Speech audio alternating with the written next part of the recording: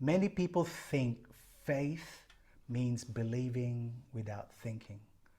But Christianity begins with one of the deepest words in human history, logos. In the Gospel of John, we hear, in the beginning was the Word. But the original Greek word for word is logos. This is something to think about.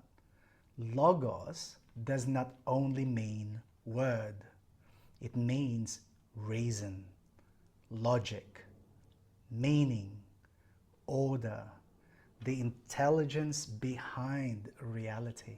Hi, I'm Crom, and this is the Faith and Reason channel. The name for this channel matters because faith and reason are not enemies. They belong together. Christianity does not begin with chaos. It does not begin with random noise. It begins with logos, divine reason, the root of creation, the logic beneath all things. That means reason is not outside the faith. Reason is built into the foundations. The universe can be studied because it has order. Truth can be searched because truth is real. The mind can ask questions because the mind was made for truth. And Christianity does not fear that. This becomes clearer after the resurrection. Okay, one of the apostles, Thomas, struggled to believe. Yeah, I mean, it's the resurrection. It's a tough thing to believe. Yeah, so Thomas heard the other disciples say, "We have seen the Lord." But Thomas wanted more than a report. Yeah, he wanted contact with reality. Yeah, fair enough. Thomas wanted to know that the one who had risen from the dead was the same Jesus that has been crucified. And Jesus did not shame him for that. Yeah, Jesus did not say, "How dare you ask for evidence?" No. The risen Christ said to Thomas, "Put your finger here. See my hands. Reach out your hand and put it into my side."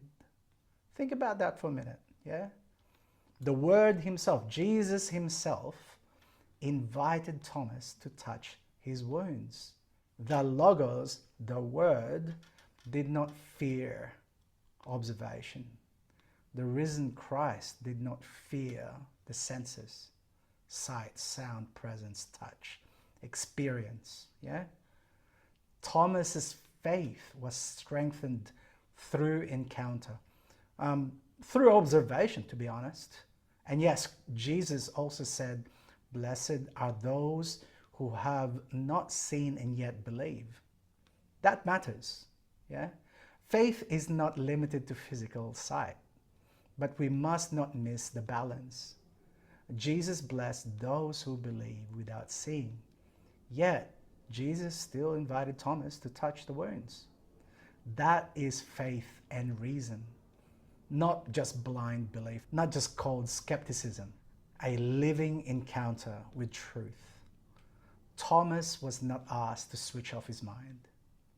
Jesus invited Thomas to bring his doubt into his presence. And when Thomas saw, when he encountered the risen Lord, he said, probably one of the most profound confessions of all time. Thomas said, "My Lord and my God." That is the movement from doubt to worship, from questions to confession, from doubt to revelation. The wounds of Christ became the evidence of resurrection. Christianity does not pretend suffering is unreal. No, it's all over the Gospels, suffering. Yeah? It does not erase the body. The Word became flesh. Jesus had a real human body. He suffered real wounds. He died a real death. The Romans are very good with killing people. The Romans are very good with crucifixion, right?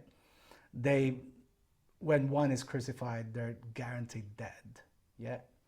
So Jesus rose, not as an inspiring metaphor, not as a vague spiritual memory, but as the living Christ, the Logos made flesh.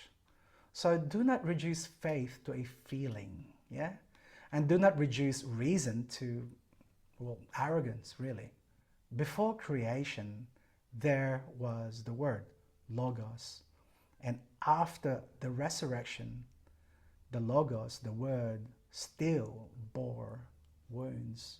And those wounds became the place where Thomas's faith became stronger.